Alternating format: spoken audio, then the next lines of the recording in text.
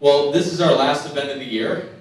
We did 10 events this year, had speakers from Australia, from Singapore, from Malaysia, and elsewhere.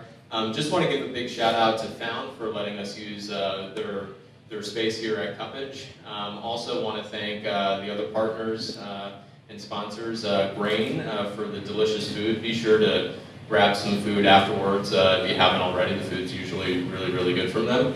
Also Bolton Remote, Gorilla Space, and Start Sure by Income for supporting Startup Grind. And we'd like to welcome Race and Rhonda Wong from Ohmyhome. Thank you for joining us. Thank you for coming.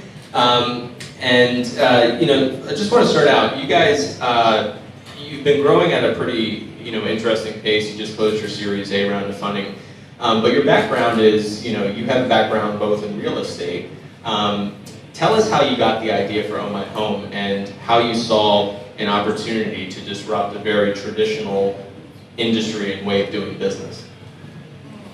Well, actually we're in the real estate business before we started Ohmyhome.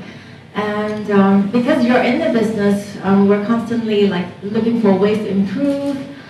We see the problems in the market, and that's how the idea came about. We felt that there are a lot of inefficiencies in the market. You can't get a good standard of service if you were to look for an agent. You'll be really dependent on, if you're lucky, you get the right one. If you're unlucky, you get a bad one. What if there's a company that can allow you to have a really good standardized service, and everyone is a professional and specialized in every location. And more importantly, we wanted an end-to-end one-stop shop platform to help people complete the entire transaction process. So the real estate process can be really cumbersome if you think about it, but actually it's not that difficult, because if you're someone searching for a property, the first step is to search for a property, right? So we got that settled with our DIY platform. You can search for a property there, and every single listing is unique. So you don't have to filter through hundreds of duplicated listings.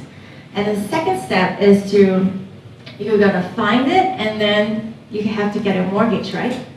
So I want to buy a property from you, we gotta go to a mortgage. So we have tie-ups with all the banks, and in case you're not really sure about how to compare every single bank loan, we have our in-house mortgage broker to help you with that. So that's free of charge. So this guy will come in and understand, how much are you able to pay per month, what's your tenor, and he'll find you which is the best bank loan for you. And lastly, you'll need a lawyer. And the lawyer is settled with us too. We have this partner that we work with, which all the prices are stated. It's a fixed fee. Because if you think about someone who's transacting a property, you don't really do it every single year. Most likely, maybe just 3 times in your lifetime for most people. We're not talking about investors, level people. And it's not easy to just Google, law firm and, just make a phone call and ask about the service. But on our platform, you can just find that service and the price listed there, and just send in your details and they'll call you right back. So the making of Ohmyhome started years before Ohmyhome started, because Race and I actually have very, very different backgrounds. Even though we're sisters, we were born in Malaysia, we moved to Singapore, grew up here. But Race and I actually spent most of our life apart, and she was in Hong Kong, I was in the States.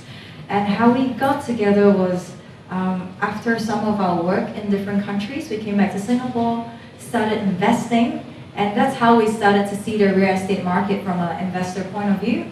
I went to get a sales license because I wasn't very comfortable with the salespeople who were serving us at that time. And I got the agent's point of view, I got the agency point of view. We started Angel Realtors, we were managing investors' portfolio. So then we had to deal with real estate developers, and we also saw their pain points. So when we gathered all of these pain points, we realized the people who are affected the most were the mass market audience, because they don't transact very often. So the moment they want to transact, they realize hey, where am I going to find information? Who can I trust? And Race and I, we both own properties in Singapore, Malaysia, Australia, come to realize that we must not be the only ones facing this problem. And as we work through the real estate industry, that's what got us started. That hey, we can't reach out to everyone individually. But if we created a platform that was good, really simple, fast, and affordable, then we could reach out to everybody.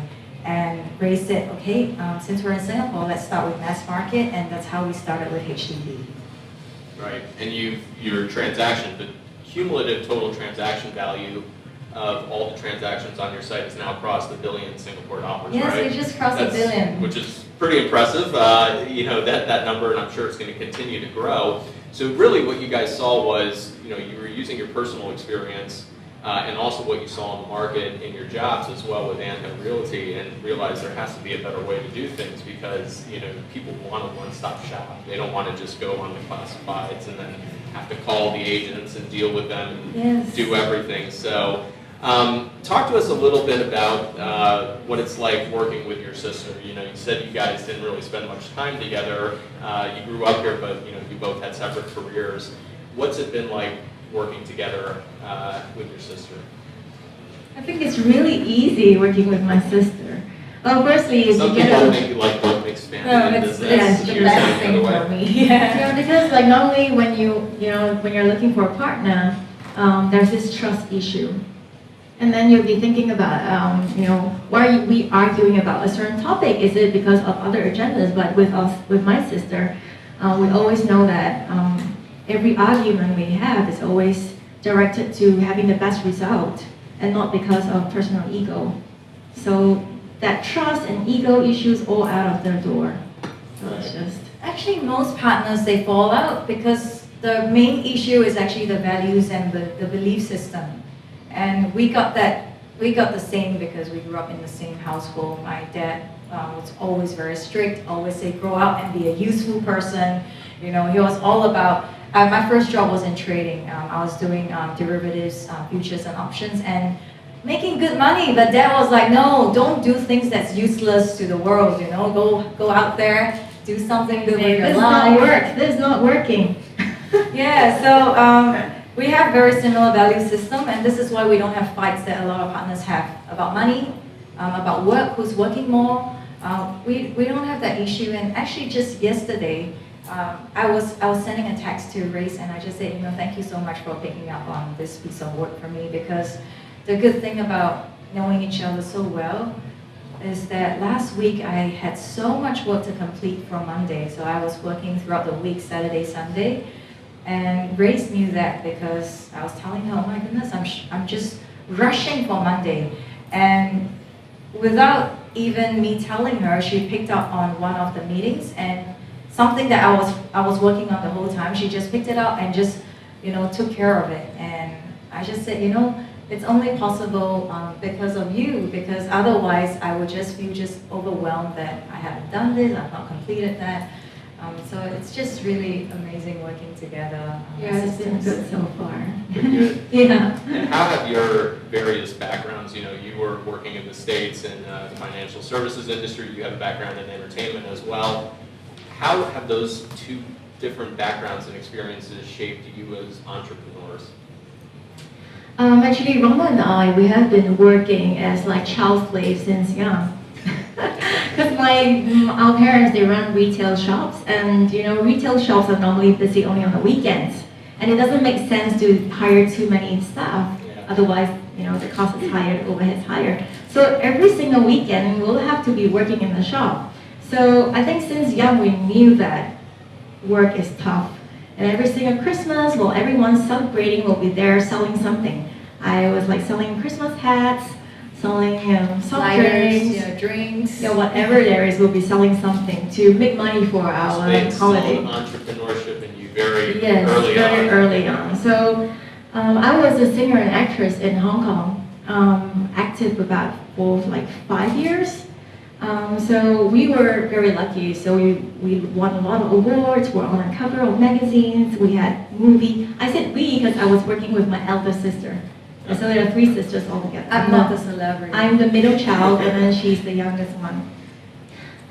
What I learned is that no matter which industry, in order to make it, you just gotta work really hard. And what you see on the front, like now, it looks like we're fine and we're like sitting here talking, but but there's like a war at the back. It's always like that, right? You see on a movie, it looks nice and like fantastic, but at the back, it was all very glamorous. A bit of background extra before, and it's pretty impressive what goes into making, it's just very like a 1-minute unglamorous. car scene chase or something. So, yeah, and I guess, that's also for entrepreneurs and startups, we see, the finished product on the surface, but, behind that, there's a lot of blood, sweat, and tears that goes into it as well. Talk to us a little bit about the early days and actually building and growing a team. And I know you have some colleagues of yours that are here as well. What's it been like trying to, find the right talent and the right people in order to propel that growth from early on? We, as a young startup, as with every startup, we were not able to afford the best talents in terms of skill set wise, but we were able to attract people who just wanted to be with us for our vision. When we had annual rotas, we already had some of our team members that were more than willing to continue the journey with us as we start a new company with Ohmyhome.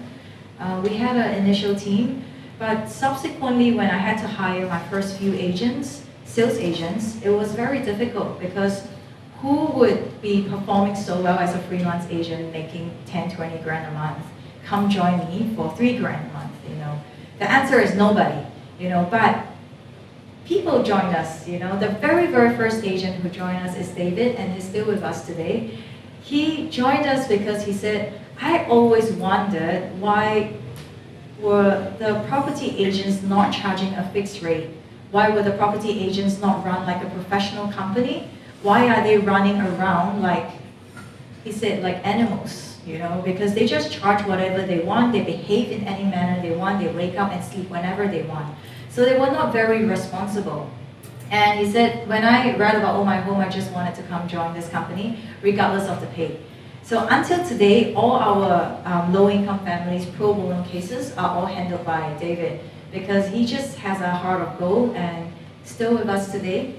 The second person who joined us was because our customers flow started increasing faster than we anticipated. I asked one of our partners to move from annual rotas to Ohmyhome. And the third guy was a top trainer from ERA, which is one of the largest agencies in Singapore.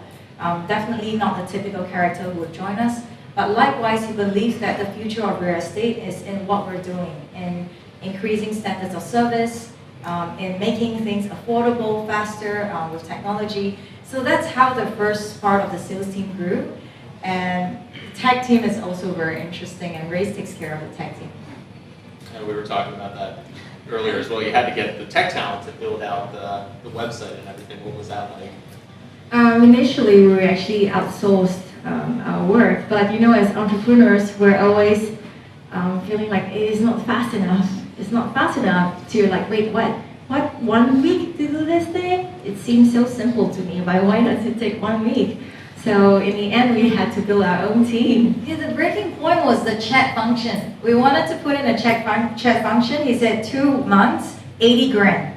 So we're like, okay, forget it. Yeah, we'll just do it on our I think everyone, there's plenty of better alternatives out there. Yeah, So you learned a pretty good lesson there, I guess. I think we have to, a lot of times as startup, we have to go with our gut.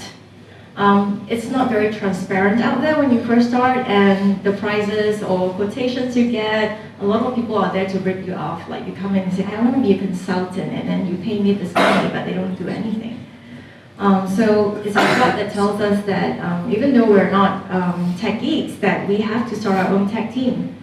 And the way we hired was really through feelings. When we first started hiring, of course now if you hire a tech guy in my company, we have a really long process. But when we first started, it's really via friends who introduce people to us. We just look at what they did previously from a user point of view and got them on board. Yeah. And I guess in the early days, it's not so much the aptitude, it's the attitude of people. And we hear this a lot with companies very early on. Somebody, why would they leave the $15,000 a month job and come take a $3,000 a month job with a startup that, the statistics on startups failing is pretty high. Yeah. So, but it really takes a special type of person, and it really comes down to attitude. We hear that quite a bit. You guys just closed the Series A round of funding. Congratulations. Thank you. Everyone, we always like hearing, what was that process like? How did you guys know that this was the right time to actually go out there and do some fundraising and raise the money and just When describe? you're running out of funds. That's one, yeah. Well, I think that it is good for us to share, if there are early stage entrepreneurs here, that you should start raising funds way before you run out of funds. Because That's what I was trying to get at. yeah, way before you start to run out of funds, because it takes a really long process. We took 6 to 8 months to close the deal, and people say it's quite fast already. So some people will take 1 year, or some don't even raise any funds. Then you'll have to think about, how are you going to generate revenue to sustain your business, even without any fundraising. But it's very, very tough. When the news went out, it was already about 2 months after we got confirmation on our Series A, and we got all these congratulations. But by the time we got the congratulations, we were already really working on all the plans that we set out to do. Race and I, we are very fast workers, so the whole time when we were pitching for funds, we were so excited to just kick off and just do our work. We're not great salespeople, we're not very good at pitching, honestly. But it's very tough in the sense that when you first go out, of course you get a lot of rejections. And then you think like, what's wrong? What's wrong with these people? They don't like my business, But at the end of it, when we look back on our very first deck, because I'm usually the one amending the deck, I've changed it like every single time we finish a pitch. And when you look back on your first deck, it really sucks, So, then you start to understand like that's why people didn't like you, because you were not even a very good presenter. Your information wasn't complete. So these were things that we learned along the way. What's fortunate about our business is a revenue generating business already. So we were never at a very desperate stage for funds. But we were desperate for growth. We were desperate for expansion. We wanted to do more marketing. We wanted to hire more talents. That was what we were very anxious about. And because I run the numbers and Race run the tech team, she will always tell me that, Rhonda, I need to hire this, another iOS. I need to hire another Android. And I'll be like, yeah, but there's no money. So she's like, go get money, Why do you keep saying there's no money? We have to grow the company, So we did this pitching hand in hand together. We had so much support from our team, our creative designer. We actually had to rehearse with our team. I think I would strongly suggest that you have to rehearse it in front of your friends, rehearse it in front of your family, and film it. Because it's so hard to get that appointment with any PC. So if you get that appointment, you wouldn't want to waste it as being your rehearsal. So try to, practice in front of as many people as possible, get them to ask you questions, and then you realize that, oh dear, I didn't know that answer. It's even as basic as, when we first started out, it was as basic as, should I stand and present, or should I sit and present? It's really as basic as that. Yeah, and like, what's the attitude when we present? Should we present like very enthusiastic students? Or should we be like, we're cool, we don't need money, So which one works? Okay, I think sitting down. Yeah, the enthusiastic student doesn't work. They think that you're like too hungry for money. Yeah, so you should just like play it cool. Yeah, so one of our investors who has been supporting us from day one, and he said, why are you guys standing up for presentation? Just sit down and have a chat, So it was really as basic as that, projections, P&L, balance sheet, everything that it was really new to us, So it's like what Ray said, when we first started our tech team, we really knew nothing. But today we know exactly what language we want to hire, how we want to grow, what AI we want to work on. But when we started, it was very tough. We just learned everything as fast as we could. We were talking beforehand, there's really no guidebook or how to pitch and fundraise. It's really the only way of learning is We doing it. Googled best pitch deck. Some say 7 slides, some say 21 slides. There's all sorts of theories on what's the best, but really the best way to learn is to do it and then hear from others like yourselves that have done it. So you've crossed $1 billion in transactions here in Singapore. You primarily focus on HDBs. but you're looking at other markets too, I imagine. Tell us a little bit more about where you see expansion opportunities for Ohmyhome. We target mass market for different reasons. The first reason is what I shared with you, that we believe we're able to help them more. We're able to extend better services in terms of value adding to their transaction journey. So our key focus in our company is on the transaction journey. Unlike a lot of portals that people compare us to, we're not interested in eyeballs. We're not interested in competing on number of listings. We're interested in how fast, how soon can I help you sell your home in the best way at the best price. That's what we care about. That's why we talk about transaction numbers, transaction value. In Singapore, And the time it takes to transact. the time it takes. So currently where we are is that it takes us half the time that the market average requires. So Singapore market average is about 120 days. We usually sell within 60 days. The market average for a sales agent in Singapore, they transact between 1 to 3 deals a year. Our salespeople transact 80 deals a year. We are 67 times more efficient than them. And we save on average all our consumers 70% in cost. So this is what we look at in terms of our KPI. And as we expand into Malaysia, we're also looking at the mass market segment. We're looking at the age group that's comfortable using mobile, that's tech savvy. We're looking at people 25 to 45 years old who are buying their homes for the first or second time.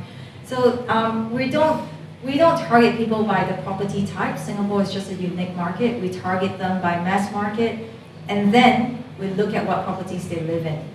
For example, in KL, they live in condominiums. In Selangor, they live in landed properties. In Johor, they live in apartments. So the target audience will then determine the property type that we'll serve.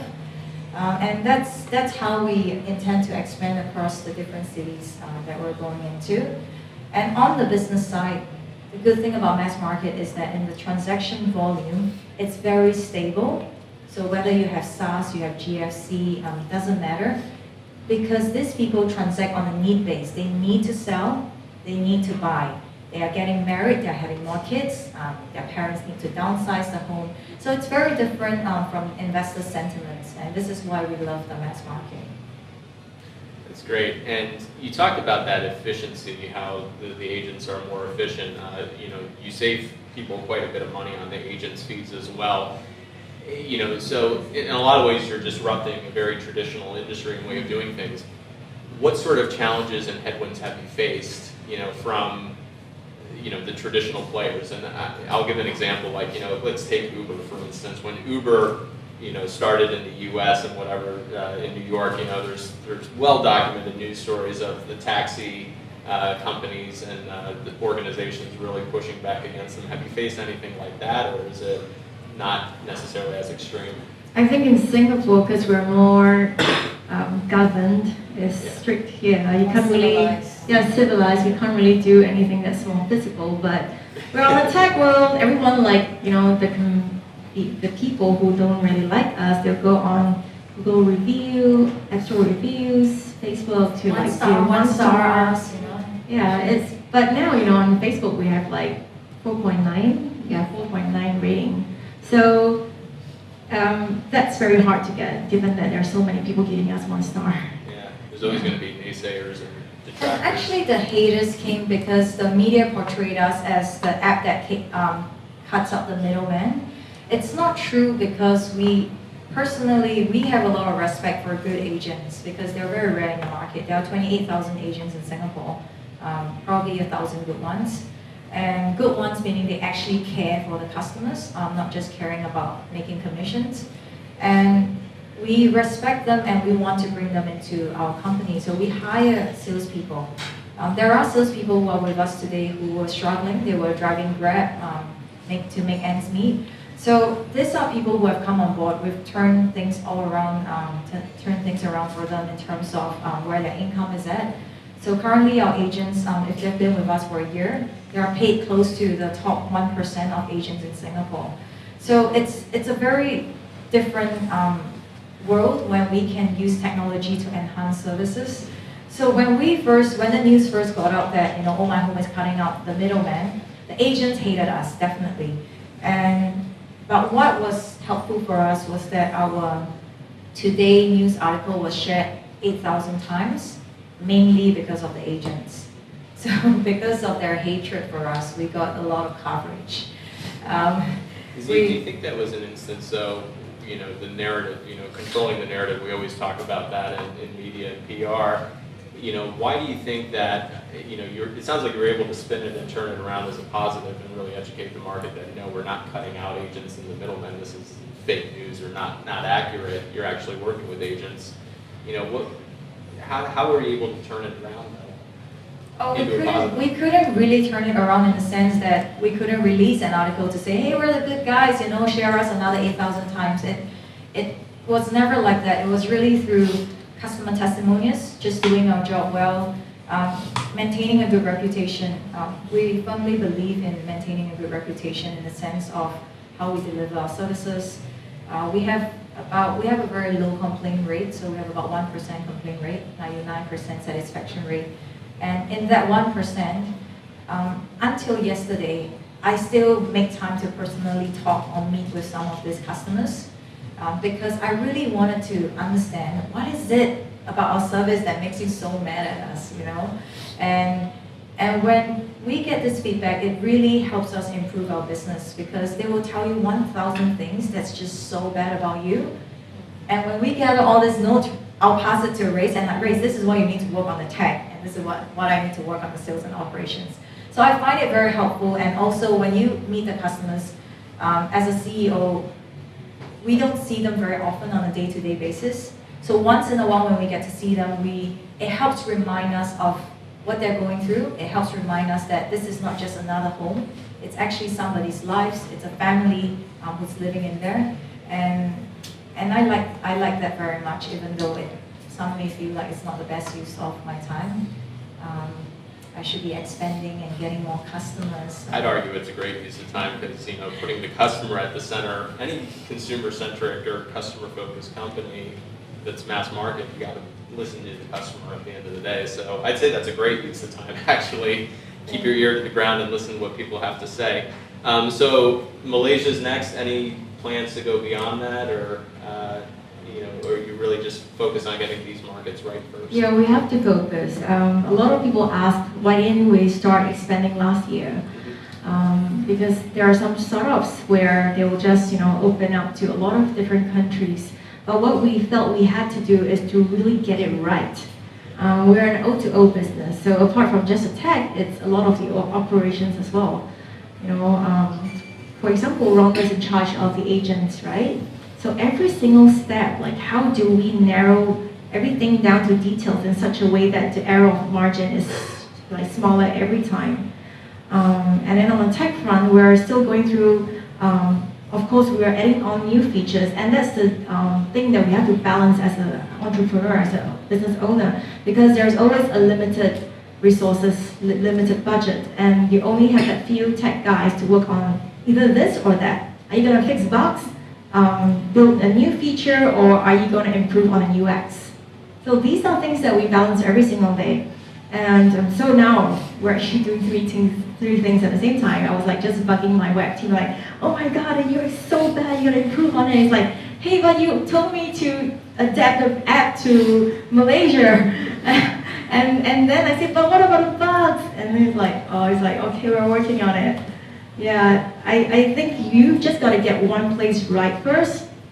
It's called local, right? Yeah. Before you go global, try to like localize and make sure you get things right before you move too fast. Be global and act local. Yeah.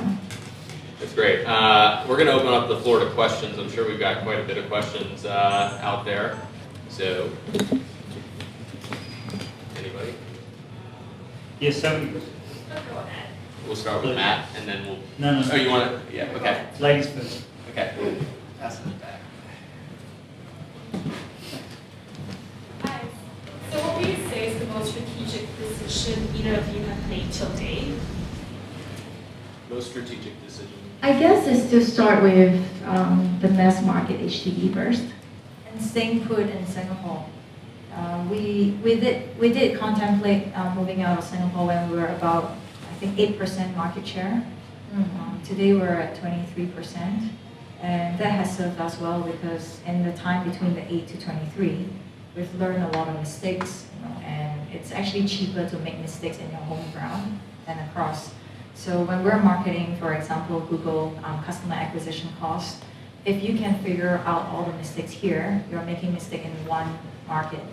If we had expanded sooner, we would have been making the same mistake in 2 markets. So it would have cost us maybe more than double. So I think that was one of the best things we've done. And when investors talk to us, they really like that we've had 2,000 transactions in Singapore and not, oh, we've had 200 here, 20 in KL, 20 in Jakarta.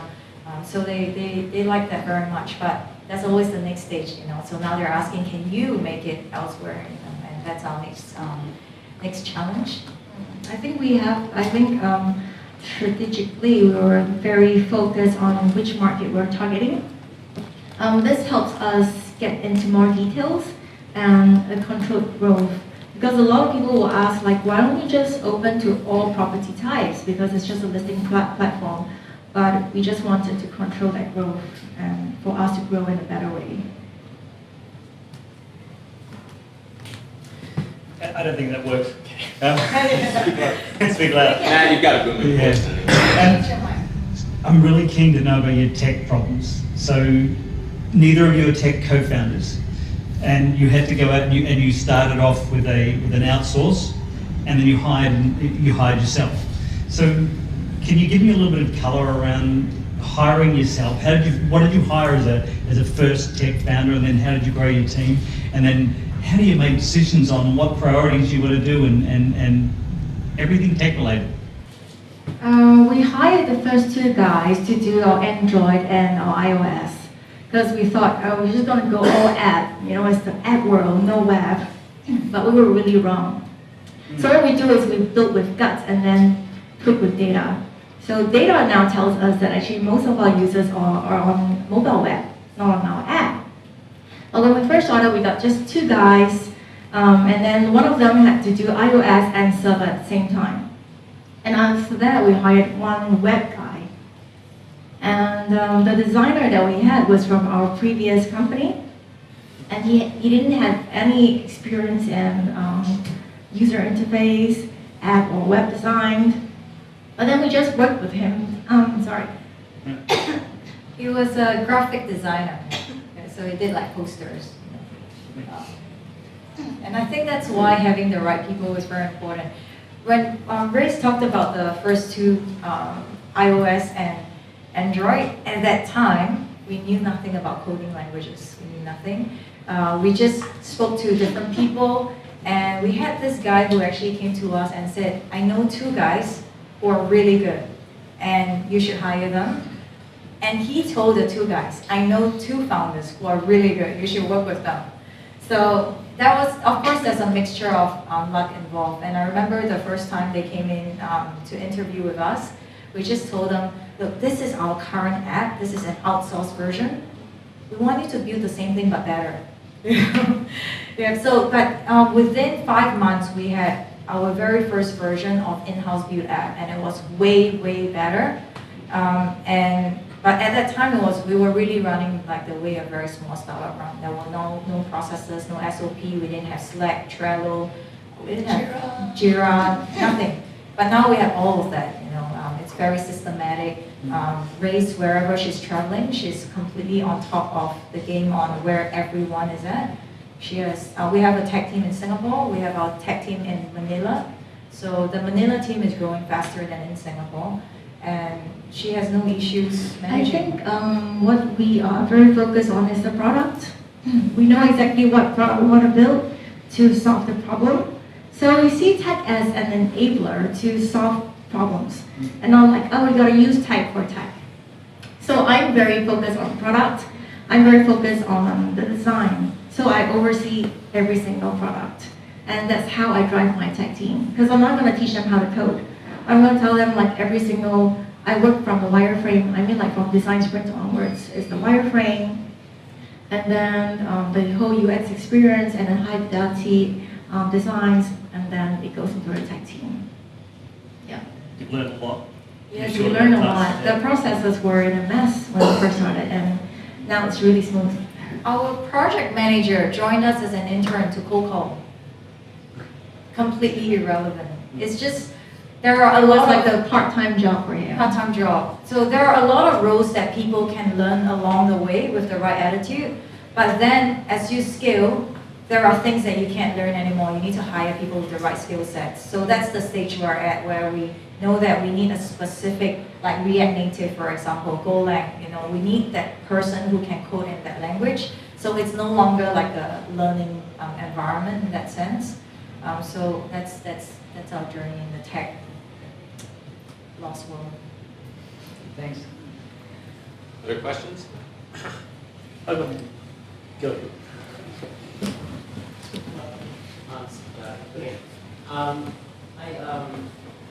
Sorry for the ignorance. I haven't really checked out your web yet. I mean the app yet. But during your presentation earlier, you mentioned that you are bringing a lot of process efficiency through your business in the buying and selling of the SDB.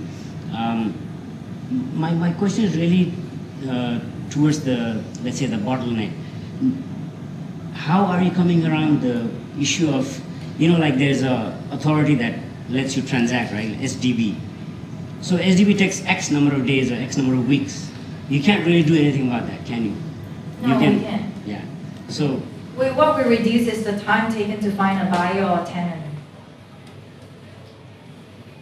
So there are people who advertise by themselves or by freelance agents, and they can advertise for a year. So we've taken on board a lot of these cases. They'll tell me that my agent has been working on this for 6 months, I've given up hope, and then we'll sell it within 2 weeks. So very different speed. If we can't sell it within 3 months, we drop the case, because if our system and our technology and our algorithm does not match the right buyers for them, we don't hang on to units the way a lot of freelance agents do that. They hang on to a lot of units because as long as they can sell something, they make about 10, 20 grand. We don't do that because it costs us a lot of money to just hang on to a unit and advertise aggressively for them, sending our manpower down. We only charge $2,888, which is a fraction of what the market is charging. Therefore, we're very specific in the kind of clients we serve and how we serve them. So when we meet a customer, first, if a customer calls us, we'll already have their address, why they're selling, their purpose, who is the owner. And that's very important, because if someone does not have an urgency to sell, it's very difficult to sell for them. So if they call and say, I'm not sure, I just want to check out if I can sell. So this kind of owners are very difficult to serve, because even if you get them the best price, they may not sell. So we go through the whole filtering process. By the time our agent is sent down, the agent will specialize in that territory. So by the time he meets the clients are ready to come on board as our customer. And we go down with for that 3 months. just that 3 months. Yeah, we don't usually extend our clients if we're not selling, but we usually sell at least 60% of our cases. Market average of selling rate is maybe 5% of the cases they go on hand. So that's the KPI we keep looking at, how can we sell faster, how can we achieve goals better. And there is also another misconception in the mass market that agents control the pricing or can negotiate for better prices. Who here believes that agents can get you better prices? It's not true. That's what they tell me. Penetration. I just sold my house in Singapore and they did. Is it a private unit or HDB? Private. Private, yeah. So it's a bit different. When it comes to mass market housing, the market and demand, the demand and supply determines the price. The valuation determines the price. If the bank does not want to lend you money for that valuation, you can't sell your unit generally, unless you meet a cash-rich person. But in mass market, it doesn't really exist. So if the valuation of your home is 450 grand, you just can't sell at 500 grand, unfortunately. And no matter how good the agent is at negotiating, it doesn't work. We can move prices by about 10, 20 grand, so 5%, okay. 10%, very, very difficult in mass market. And this is why our technology works. We can actually help you forecast and estimate, based on your price, how fast can we sell it for you. Yes, sir. Question. Why you obviously moved a chunk of your tech to Manila? You were just mentioning it, Race was mentioning it a moment ago. Why Manila, not Vietnam or India or even China for that matter? Was there a reason? There's a lot of love behind this story. Well, it's because a lot of our current, the staff that were working with us, they're from Manila. And that is why we decided to open in Manila, because like logically, you know, like Malaysia is so much closer, but we wanted for our team to be able to like visit home and then still work from that office. And a lot of people who are in our company, they are based on referral, like their friend will bring on board more friends to work with us. And that's what happened in Manila as well. Like we sent 2 of our leads back to Manila, and they got, you know, the people whom they worked with in their previous company to join us. And it was really wonderful because they set up the entire office without us being there. Yeah, so it's running perfectly. I really love the people there because they are naturally kinder people, and they just like did their own weekend away on their own, like without the company paying for it. They're just like, they just bond together. Of course, it's also the company culture. Depends on how do you normally communicate with the people on your team. So we strongly believe that a company is made up of our people, and we really love our own team. We talk to them, we help them solve their problems, and we care about them, not just about have you finished your task. It's like we ask how's your family, is there anything we can help you with? Team, I think you have to really, you know, hold on to your team by really caring for them. So back then, our 2 Manila staff, they were, I mean, as usual, every startup, we work long hours, and we realized that they don't get to go home. And you know, the heart of our business when it comes to homes, it's about homes, you know, it's about families. It's not just a physical space, it's just a square space, you know, that's not much about it. We think about families, we think about homes, and that's why we told them that if we can start another office one day, we'll start it in your home so that you get to go home more. And that was what happened, and I think that's also why in our company, our turnover rate is very, very low. People stay with us. There is a very strong bond between us and our team. I'm really interested in the culture thing. We're business partners. I'm really interested. And I know why he's asking some of these questions. Culture things. So, how big is your team? 41 now. You've got 41. Congratulations. And then, so when you think about culture, because it's a big issue, right? If you can drive a great culture at your company, people are going to work harder for you, they're going to stick around you, all of that. So what actions do you take to share your vision, your culture? Because you have a number of remote people, right? So how do you kind of keep everybody engaged in your culture? I think it started with our hiring. Rhonda and I were always the first one to meet people we're going to hire, even if it's just via video, to share with them our vision, what we do at our company, and what we value at our company. There are some engineers that we've met who will say that, oh, you know, we know that he's really good at what he does, but he says, oh, I want to be in my own group, I don't want to talk to people, so that I can focus on my work. So these are people that is not suitable for our culture because we work in a team setting. And I think more often is how you bring about what you want to do together with them. For example, when I'm running the products, I brainstorm together with my team on, so we have a long list of things in our icebox. We call it the icebox. So there's like 100 things in there, and then we will like choose to prioritize which one to work on together. And with that, you know, we contribute to the research and then pick what's more important for the next 12 months. So they are part of the entire process.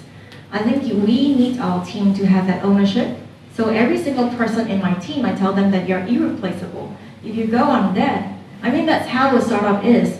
It's really high risk, not just as an employee, when you join me, it's high risk, but for me to engage you, it's high risk too, right? You know how expensive it is for turnover.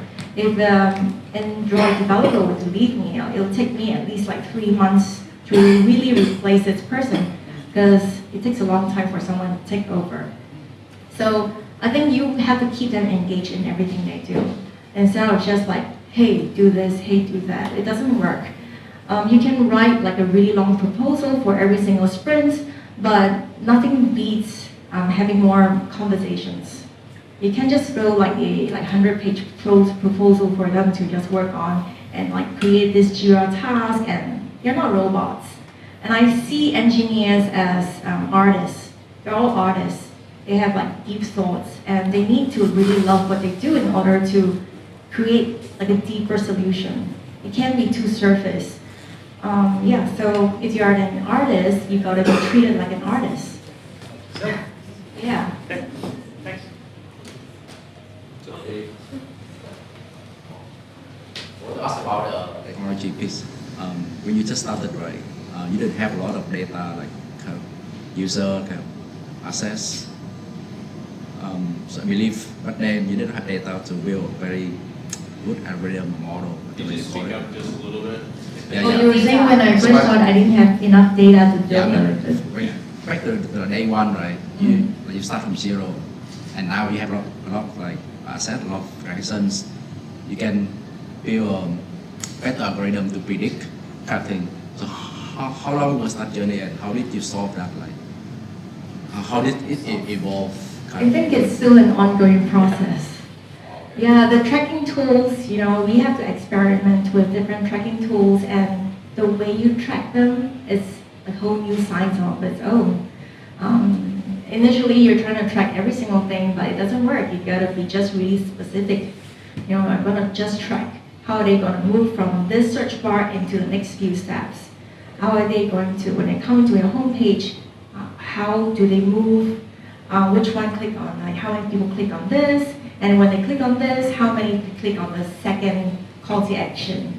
So we track these things in order to improve on them. And it also depends on which part. Like when we started, we didn't have much of a listing. We don't have transactions. Specific to that, when you have no data, then you have to get public data first.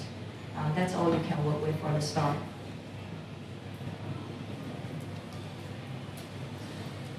I think you already partially answered my question. I was going to ask, so you're saying earlier that a lot of times people use technology for the sake of technology, but Ohmyhome use technology to help increase efficiency. So I was just wondering, how exactly you use technology to help the operation side of things? How does it actually help the agents? Because I can really see that. So the sales agents process, right? Actually, most sales agents, if you talk to them, you guys have sales agent friends, must be, right? There's so many of them. They spend most of their time attending birthday parties, going to hospital, funerals, any events to solicit customers. That's what they spend most of their time doing, or flyering to mailboxes. Most of their time. Some people spend maybe 95% of their time doing that. We take that process away from them. So we generate customers for our sales team. We filter customers for them. So when we take away that process, that's 70% of the work. We leave 30% to them. 30% would be meeting the client, advertising, going for viewings, negotiations, so on and so forth. So every day in my department, we're looking at how we can reduce the 30% with technology so that I don't need so many salespeople to serve clients. So what are the things that eats up time within our agent's job? Currently, it's the negotiation process, convincing the client that your unit is worth 450 grand. These are things that then I will discuss with Race and see whether her technology can then build more resources and tools for us to convince clients by showing them data. These are the transactions in the past few years. Now we have all of this data, but how it's presented changes how you convince someone. Everyone knows data, but does the client appreciate that? They usually like a simplified version. So we look into those things. We look into how can an agent travel less, spend less time traveling. So that's why we are very specific in the way we specialize in territories. And then we think about how an agent who doesn't reply to messages can be taken care of. So we create group chats with the company customer service team so that when a customer asks a question, the question will definitely be answered. It won't just go like, okay, no answer from the agent for 2 days. So these are all the little things that we use technology. We automate a lot of processes, EDMs, message, updates, so that the agent only do what they do best, which is taking care of customers. And that's the kind of agent we're looking for. So today we're at the rate where we only need 400 Ohmyhome agents to serve the entire Singapore resale transactions. We're looking at how can we reduce that even further and have a better experience. So end of the day, we know that technology helps enhance, but it cannot completely replace the human experience. But we want the human experience to be only the part that the human experience is required. Everything else, we let technology take care of that because it's a lot more accurate and it's a lot more efficient and prompt. Go here, and then back there. In terms of expansion, right? How does the operation work when different countries have different regulation in terms of licensing and so on? Do you go for partnership or do you absorb someone with the right criteria, or how does it go about? What we do is we actually go in and start from scratch. We don't plan to acquire any other agencies because it is hard to change that model because honestly speaking, our business model is one of a kind. There is nobody else in this region that is doing this in-house agents, in-house mortgage, and like the entire end-to-end solution. So we're going there to start from scratch. It's not actually that difficult because I think it's because we started in Singapore from scratch. So we didn't think that it's that difficult to go to a new territory. You just have to hire the right people and then be on the ground together to understand the market. Of course, we've already started doing research from a year ago. Yeah, and start talking to the right people who can help us grow our team. For example, the next stop will be in Malaysia. Yeah. There are also companies that exist today that helps you, they call it the land or ground expansion team. Yeah, if you have the money, you can hire people to help you open offices all around, everywhere you want. Yeah, we don't do that because we're such huge believers of the culture and setting things right from the start. That's why Race and I, we still interview ourselves. I mean, our interview has different stages, but usually people will meet us closer to the start than the end. Because usually I'm always the one to chat with them, share with them about our culture and the kind of people we're looking for. And when they understand that, they become more relaxed at the interview. Whereas I realize when we send staff members to interview, they're quite formal, and you don't actually get the real person out from the interview. So we still do that. We're at 41. I think we can continue to do that for a bit longer. Yeah, this is kind of related to the culture question. So the people who is going to work with this new hire will be in that interview process to make sure that the team supports and likes this person before we bring anyone on board.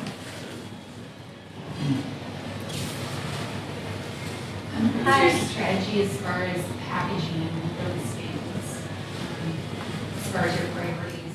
Packaging the listings, like the pictures and all? The photography and all of that, like the whole visual experience. May I know where you're from? Like which country? I'm from New York. I live here for like the last. So you see in the States and Australia, they have amazing pictures. They even stage their homes. They renovate their home. They do everything. They rent furniture. So my husband is Australian. He's so shocked and disgusted by the kind of pictures we have in Singapore. But then we tried offering photography services. We have home staging partners on our platform. But we also realized that a lot of buyers are very disappointed when they see beautiful pictures but not real beautiful homes. So we also found that people actually like real pictures. But the real pictures needs to be like bright, like it can't be like dark and gloomy. So we've seen pictures with like laundry hanging everywhere and hoarders' homes and all that. So we improved that by helping them, like telling them to clear their homes, brighten up their pictures. But we generally don't send photographers or home staging anymore because we found that buyers like to buy they like to see what they're gonna buy, and that creates actually a better experience than a beautiful show flat picture. And I find that it is the culture here in Singapore and in Malaysia. The way we buy houses are very different from the Westerners. For example, the people in Australia, because her husband's from Australia, they go in to the place they want to buy and they feel the place, they feel the space, they see the furniture, they look at the view, and then the curtains, they feel it and then they buy it. For us, it's like, what is the PSF? What's the price? Yeah, what's the price? As long as the price is above the market, like if it's overpriced, I don't even have to look at it. Lower your price and then let's talk about it. They just buy that space based on location and the price, and then they just do the renovation. It's less emotional. Yeah, it's not as emotional as like feeling it. So I noticed that on the website, yes, you guys charge a flat fee for agents, right? I think, yes, that's a great model, but as a person who is representing my parents who wants to sell their home, as a homeowner, why should we trust agent that does not necessarily has that incentivization structure to get the best deal for us? And I understand that, firstly, I think you answered this in probably two parts. First is the fact that you probably don't need to negotiate along for that price, and also that you have a pretty strong marketing structure that supports that 400 agents team that you have. But what I just want to like pick your brain and kind of understand perhaps more deeply into how that translates into a win for the agents as well, and not just for the homeowners. Because in the end, that's what market sharing, neighbor sharing is all about. Yeah, so the first part to that is people feel that freelance agents can fight for a better price because they charge you by percentage, 2%, 1%. Now let's do the math together now. If you sell a HDB at 450 grand, at 2% your commission is $9,000. If you sell it for 470 grand, at 2% it's $9,400. For this $400, most agents don't care. They just want to make sure they close the deal. Because if they're trying to negotiate for another 10, 20 grand, which may be a deal, which may break the deal because the buyer may run away, they'd rather close the deal. So as an agent myself, when I started out, I was with Savills, international huge company. All the training is about how you can close the deal without actually helping the client. Basically, you talk to the co-broker. So let's say Race is the co-broker bringing the buyer, I'm representing the seller. I'll ask Race, tell me seriously, what's the price that your buyer can afford? Okay, then Race will tell me, I tell you 450 the most. Okay, then she'll ask me, tell me what's the bottom price for the seller? I say 450 is very difficult, he wants 455. Can you get 5 more grand? Then she'll say, Ken, how much commission you give me? You know, that's how the negotiation goes between co-brokers. It's very, very common. And this is why I don't like the scene, and this is why we started our own agencies and why we started Ohmyhome. Agents will not fight for your price for another $200 to $400 in their commission. That's the truth. Because the risk of losing the buyer is a lot higher when you keep pushing for the price. So that's the first part about the behavior of real estate agents. I don't mean all agents are like that. There are good agents. I was one of those kind of people who will keep fighting for the price, and I'm one of those people who lose the buyer. Because it just doesn't work that way. You know, in a fast market where things are moving and there are more units available for sale next door, it's very important to keep your buyer interested right now. So that's the first part about the agents part. The second part is how do we incentivize our agents? You know, now that they are not even paid $2,888, they are paid a small fraction of that. Our entire incentive program is based on a point system, and this points is structured around customer satisfaction. So the biggest killer for my agent is a customer complaint. This is why our customer complaint rate is so low. So that's the secret behind it. If you can achieve your sales every single month and hit your target, but you get one customer complaint, one first yellow card. You get one more customer complaint, second yellow card, the third one, you're out of my company. So nobody in my company has more than 2 complaints thus far. So we look into things like what does the customer say, what do they review, what's their referral rate, because only a customer who likes you will send you more customer. So these are all the things we look at. Do they help their colleagues, you know, in going for viewings, attending to customers? Do they update their customers? We look at all of this, and all of these points are stronger than the actual sale itself. And that's how they are paid more, that's how they're incentivized. So you're really changing the incentive model. Completely. So they don't think about money. dollars, they think about points. Yeah, that's very good. You have a follow-up? Yeah. A follow-up, and then we'll go back to Steve. And I actually just wanted to ask this question in 2 parts also, because I noticed that yes, you guys also had a 5-year goal that stated that you guys wanted to have 50% of the HDB transactions happen on your portal. I'm not too sure whether that is currently the case, but I hope you guys achieve it. I also noticed that you wanted to grow into the higher end sort of like property market. Maybe the private market, the condos, or I don't know, landed property, bungalows, terraces, whatever it may be. But do you think that this flat fee format will also continue into the high-end market? Because yes, we did talk about that. No, it won't. And I tell you the reason is because of the co-brokes, because they will ask us for 1%.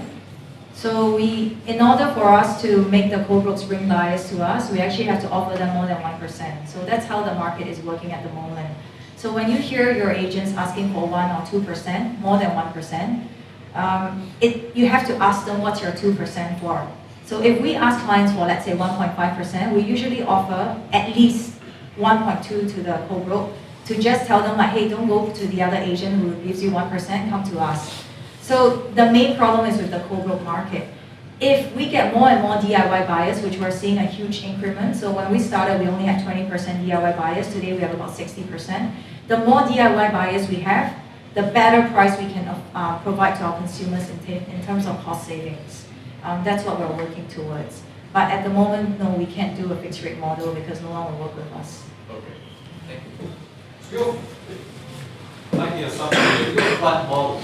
Is it because you're doing your mortgage side, so you're actually doing a bit of a book build, so that creates your income into the future? Is that part of your strategy in terms of earning extra income? Because you're building a book of the mortgage and you're building a legal? book of mortgages, right? And that book of mortgages, I'm used to the Australian model, is ridiculously valuable into the future. So in 10 years' time, you could be sitting on a book of $1 billion, easily, or more, of which you're getting constant cash flow for sitting on the beach, which is great, by the way, brilliant.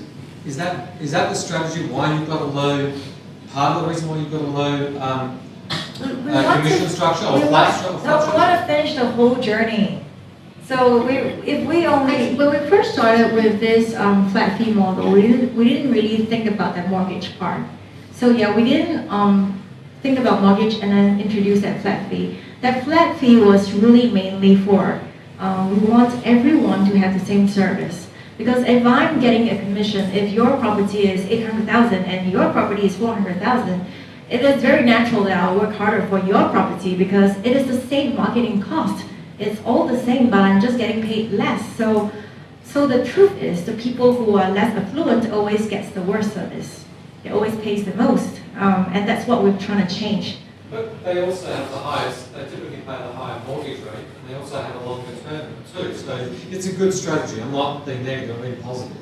I think I know you're saying it wasn't your strategy, but has it become your strategy? Have you semi-pivoted along the way by realising, hang on a minute, we can do a bit of a book build here, not a big, colossal book build over time, and you're earning trailing commission? Has it turned into that? I like to own the process. That's what we like to do. When we first started, we partner with banks and then we just send them customers. And then we realized the bankers are not very interested in serving HDB customers because the loan value is very low. So same thing, they rather work on a condominium 1 million loan than work on a 150 grand loan. The more problems we encounter, the more we want to solve the problems. So then we realized, then Race and I were like, okay, let's bring in our own mortgage broker. So that's how it started. Now so we've got that part taken care of more or less. We got our own mortgage broker, things are going very well. Bankers don't have to do anything. They just wait for us to finish every single step of the way. The banker just signs on the dot and collects their commission. Now the next stage is the legal, the law firms. We've been sending customers to law firms. Now this is, customers don't pay us anything for this. It's the law firms and the banks who are paying us. So we've been sending customers to the law firms, and interesting enough, same thing. Oh, there's too much volume now. I can't handle as quickly as I used to be. That's what the lawyers are telling us. So now Race and I are saying, let's own our own law firm, because we want to be able to take care of our customers every We haven't done stage. that, but that's something that we're looking. Yeah, because we're thinking, what's so difficult about conveyancing? It's the same document every single time, So the answer is yes. Yes. You want to make your trailing commission, which is great. I think that's what you're saying. That's not yet. It's also owning the process. And speeding it Yeah, up. but the That purpose was is to real own the motivator. process. Yeah, real motivator for that. So, quick question. Last You're one. okay taking another one. Yeah, we'll make that the last one. Right here. Bringing you back to the raising. Yeah, you've raised nearly $3 million on your Series A. Nice. So, Or say, maybe it's in US. So. yeah, it was 3. Crunchbase says 2.93. What was your key learning from doing a $4 million raise, and what was your key learning from doing a $4 million raise?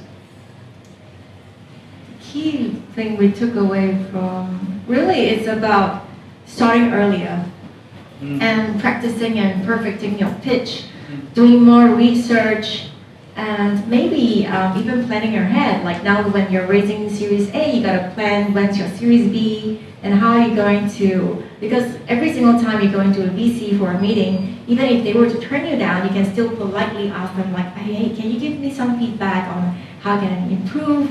What are you actually looking for that I'm not giving you? So they'll give you some tips on like, oh, you know, you're not hitting this number, or we're looking for a different thing. So that way you'll be able to better gauge like how to better project or to project the numbers for the next series. Then you work backwards. Yeah. My key learning was that a lot of times we look for VC to get more insights, to get more knowledge and more help. I realized that at the end of the day, as a founder, you have to be very strong and very committed to your cause and know your business very well, know how to run it very well. Because at the end of the day, you're the only ones who's really, really doing the work. Of course, they give you advice, they connect you with people. But at the end of the day, if you're asking them a business decision, should I own the mortgage or not? They don't really know what to tell you, you know. You have to know that I need to own the mortgage department, I need to own the legal department, because that's how my company will become very defensible, you know. So that's why we don't think about competitors like listing portals and all that, because it's very different. You know, we find those very easy to replicate, but we find that if you can serve a customer well in the real work that matter, which is actually selling their home, making them feel comfortable, that's the part that's quite irreplaceable. And this is why real estate agencies have been around for hundreds of years, because there is a lot of value behind the human touch. And that trust level there as well. The trust behind the Yeah, brand. actually is that trust level that, you know, the gentleman was asking like, oh, why should I trust your company with my parents' home? And that's what we're trying to build, that, you know, in future when you're in Malaysia or in Singapore or anywhere else in the world, you know that, oh, you know, to sell my property in Malaysia, I'll just have to use the app or just contact someone in Singapore, and I'll be, you know, I can trust them to hold my keys and be very reliable to know that they will not do something funny to my unit. And they're less likely to disappear overnight than a freelance agent, a single agent. Yeah. How long has your overnight success been going? How long has your overnight success been going? When did you found this? Overnight success. Yeah. There's no instant gratification. There's no overnight success. How long have you been doing this? It's been 2.5 years. 2.5 years. Yeah. Very good. I think we can, you know, keep going for another 30 minutes or so, but I think it's a good point to wrap up there and end the year of Startup Grind with a great talk from you guys. Just want to give you guys a big round of applause and thank you. Thank you.